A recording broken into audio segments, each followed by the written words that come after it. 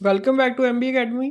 तो आज की इस वीडियो के अंदर हम जो बहुत इम्पोर्टेंट ऊप का कॉन्सेप्ट है वो समझेंगे। ये कॉन्सेप्ट आपका आगे फ्लटर के अंदर काफ़ी ज़्यादा इस्तेमाल होने वाला है, तो अगर आप इस वीडियो में इसको अच्छी तरह से समझ लेते हैं फिर आपको आगे मुश्किल नहीं होगी। तो ये कॉन्सेप्ट है इनहेरिटेंस एंड पॉलीमॉर्फिज्म का। तो यहाँ पर मैंने फ़ोल्डर बना दिया है। अब मैं इसमें जो इसकी फाइल्स हैं वो बनाता हूँ, guide dot T x T, और दूसरी है जो मेरे पास वो मैं बनाता हूँ प्रोग्राम डॉट डॉट। तो अब इनहेरिटेंस एंड पॉलीमॉर्फिज्म है क्या। सबसे पहले मैं जो कॉन्सेप्ट है डॉट के अंदर वो मैं आपको समझाता हूँ इनहेरिटेंस का। इनहेरिटेंस होती क्या है इसकी एक एग्जांपल भी कराता हूँ। तो यहाँ पर मैंने इसकी डेफिनेशन लिखी है। The inheritance is defined as the process of deriving the properties of and characteristics of an other class. It provides the ability to create a new class from the existing class. It is the most essential concept of the OOP Object Oriented Programming, जिसके बारे में मैंने आपको बताया था।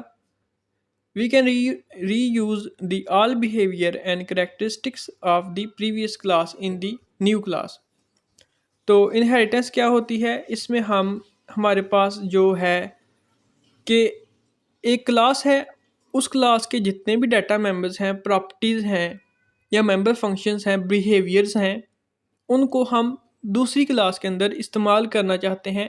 Access यानी कि उस जो दूसरी क्लास है उसके हम डाटा मेंबर्स बनाना चाहते हैं और मेंबर फंक्शन उन्हीं डाटा मेंबर्स और मेंबर फंक्शन को बनाना चाहते हैं जिसको हम इनहेरिट करेंगे। तो यहाँ पर हम क्या करेंगे कि उस क्लास को दोबारा नहीं बनाएंगे। मिसाल के तौर पर मेरे पास एक स्टूडेंट की क्लास थी, उसके अंदर मेरे पास student name, roll number, age वगैरह उसके डाटा मेंबर्स थे। लेकिन अब मैं चाहता हूँ कि स्टूडेंट क्लास से एक और क्लास बनाई जाए जिसके अंदर सेम डाटा मेंबर्स हों, लेकिन उनमें थोड़े से इजाफी मैं ऐड करना चाहता हूँ। तो क्या मैं स्टूडेंट की क्लास दोबारा से उसी तरह बनाऊँगा? नहीं, बल्कि मैं उस क्लास को इनहेरिट करूँगा।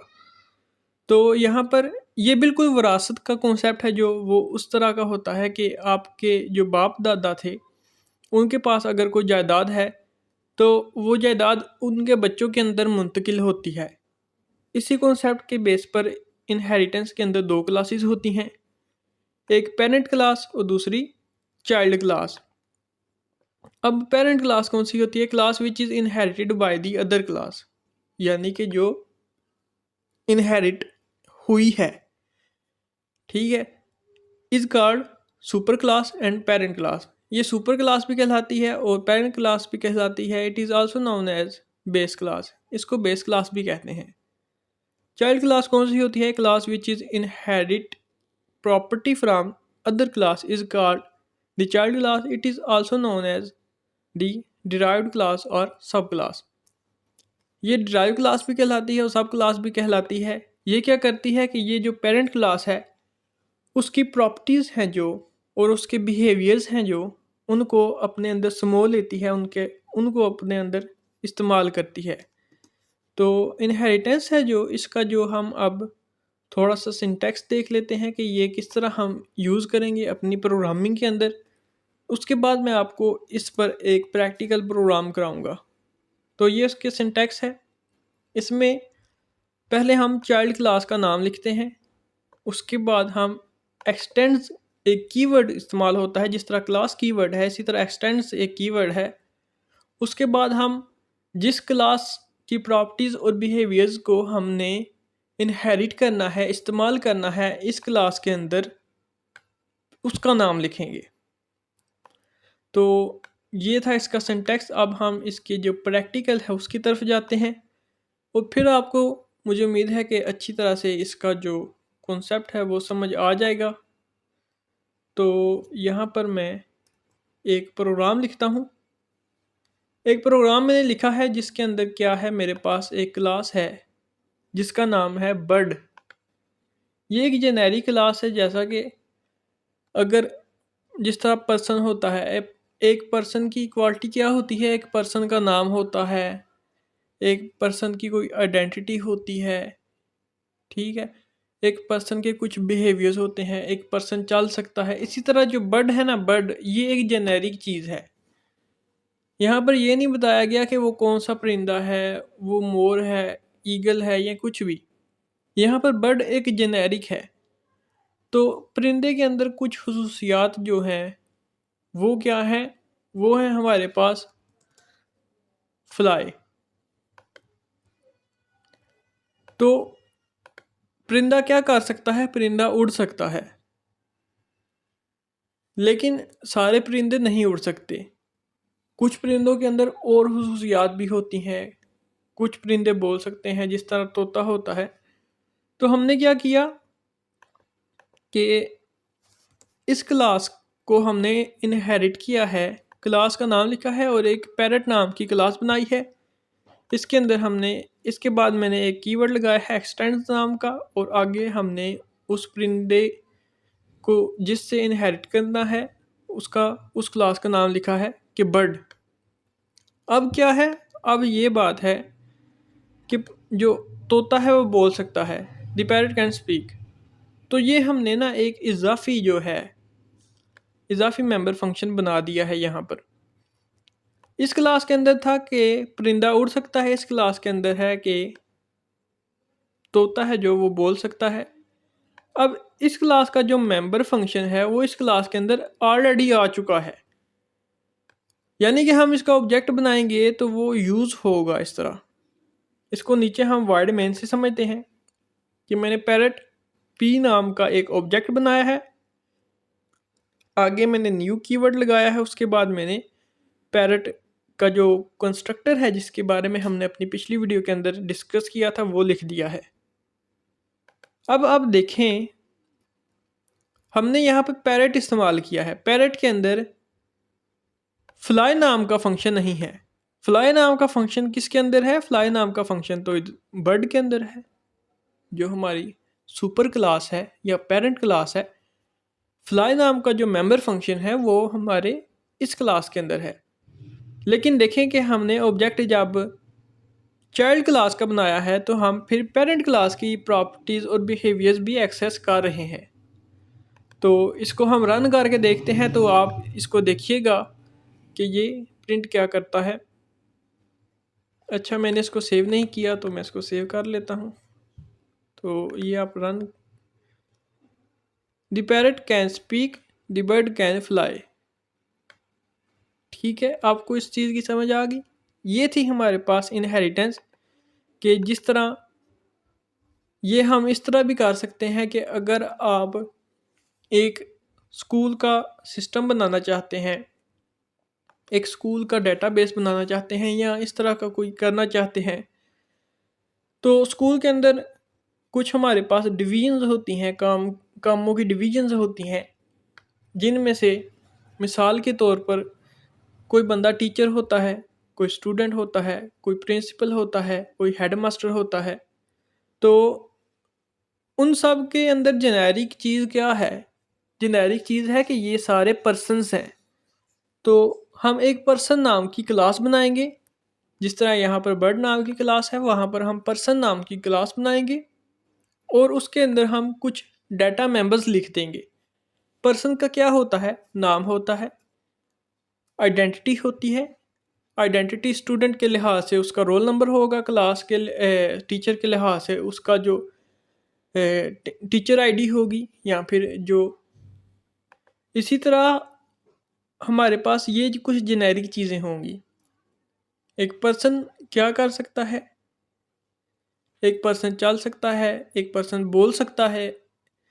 तो पर्सन के मुख्तलिफ काम होते हैं उसके, जब वो स्कूल के लिहाज से अगर देखा जाए तो हम क्या करेंगे, हम यहाँ पर अगर उसको इस्तेमाल करना हो, हमने फ़र्ज़ करें यहाँ पर पर्सन नाम की क्लास बना दी है, उसके अंदर जो जेनेरिक चीज़ें हैं, एक पर्सन हर बंदे के अंदर होती हैं, एक हर बंदे का एक नाम होता है, एक आइडेंटिटी होती है, तो वो हमने यहाँ पर लिख दी हैं।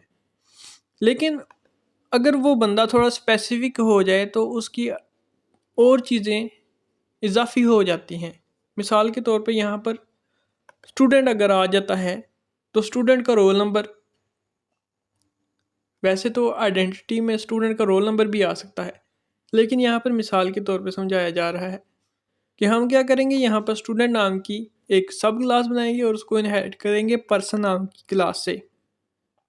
तो जितनी भी प्रॉपर्टीज़ हैं पर्सन के अंदर वो हम स्टूडेंट के अंदर हम यूज़ कर सकते हैं। तो ये सारा कुछ इनहेरिटेंस है। इनहेरिटेंस मुझे उम्मीद है कि आपको समझ आ गई होगी। अब हम अपने जो अगले कॉन्सेप्ट है पॉलीमॉर्फिज्म उसकी तरफ चलते हैं कि पॉलीमॉर्फिज्म क्या होता है। यहाँ पर मैं पहले इसकी जो डेफिनेशन है वो लिख लेता हूँ। ये बिल्कुल हमने ये जो कॉन्सेप्ट किए हैं उन्हीं में से एक कॉन्सेप्ट समझ लें कि पॉलीमॉर्फिज्म है। Polymorphism is fundamental concept in object oriented programming. Inheritance की तरह जो ऑब्जेक्ट ओरिएंटेड प्रोग्रामिंग है, ये पॉलीमॉर्फिज्म भी उसका एक इम्पोर्टेंट कॉन्सेप्ट है that allows object of different classes to be treated as object of common superclass. In dot, polymorphism is achieved through inheritance and method overriding.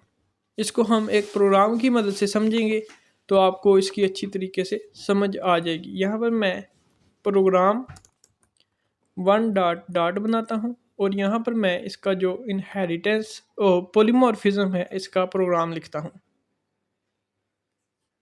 अब पॉलीमॉर्फिज्म क्या है, हमारे पास ये कह रहा है कि इनहेरिटेंस और ओवरराइडिंग मेथड ओवरराइडिंग पॉलीमॉर्फिज्म में इस्तेमाल होती है। इनहेरिटेंस को तो अभी मैंने थोड़ी देर में समझाया भी है। तो ये चीज़ पहले हमारे पास एक जो जेनेरिक क्लास है या पेरेंट क्लास है वो होना लाजमी है। तो यहाँ पर हमारे पास जेनेरिक क्लास क्या है, एनिमल। फिर हमारे पास सब क्लास कौन सी है, वो है हमारे पास डॉग, एनिमल डॉग भी हो सकता है, और कैट। अब क्या होगा कि यहाँ पर हमारे पास एक फंक्शन है पेरेंट क्लास के अंदर जिसका नाम है मेक साउंड। अब जो मेक साउंड है उस जानवर का वो अलग अलग हो सकता है, हर जानवर का अलग साउंड होता है। तो हर जानवर का अलग साउंड हम किस तरह करेंगे, हम मेथड ओवरराइडिंग जो टेक्निक है उसका इस्तेमाल करेंगे।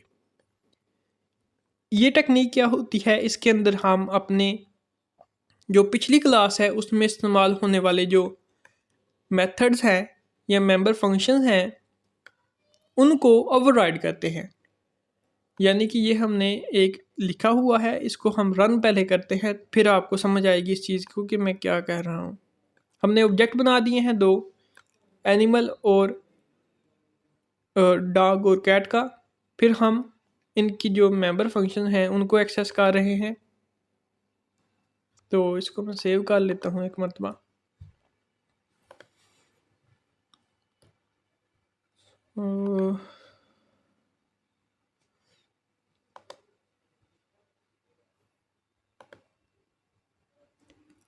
तो आप देखेंगे इसने प्रिंट क्या किया है, इसने प्रिंट किया है पहले डॉग का साउंड प्रिंट किया है, उसके बाद कैट का साउंड प्रिंट किया है।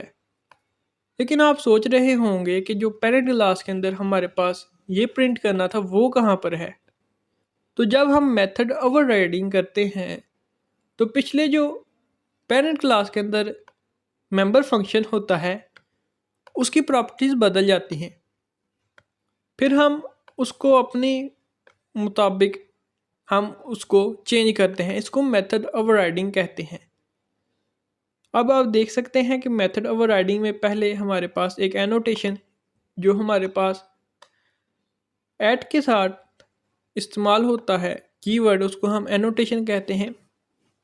एनोटेशन लगाई है ओवरराइड कि हमारी डॉट को पता चल जाए कि अगला जो मेथड है उसको हम ओवरराइड करना चाहते हैं। ओवरराइड का मतलब है कि उस मेथड के अंदर पेरेंट क्लास में है तो उसमें और भी प्रॉपर्टीज़ हैं, उसके अंदर और भी स्टेटमेंट्स हैं, लेकिन उन स्टेटमेंट्स का हम इस्तेमाल नहीं करना चाहते। हम अपने मर्ज़ी की कुछ स्टेटमेंट्स ऐड करना चाहते हैं अपनी मर्ज़ी के स्टेटमेंट्स को इस्तेमाल करना चाहते हैं, तो उसके लिए हम फिर ओवरराइड कीवर्ड लगा के उसके नीचे उस मेथड का नाम लिखते हैं जो पेरेंट क्लास के अंदर हो। तो फिर उसमें अपनी मर्ज़ी के स्टेटमेंट्स कोड लिखते हैं जिससे हमारा जो पॉलीमॉर्फिज्म है वो अचीव होता है। तो मुझे उम्मीद है कि आपको इस चीज़ की समझ आ गई होगी। तो आज के लिए सिर्फ इतना ही, फिर मिलते हैं अगली वीडियो के अंदर। तब तक के लिए आप मेरे इस चैनल को सब्सक्राइब कर दें और बेल आइकन के बटन को दबा दें। शुक्रिया, अल्लाह हाफिज़।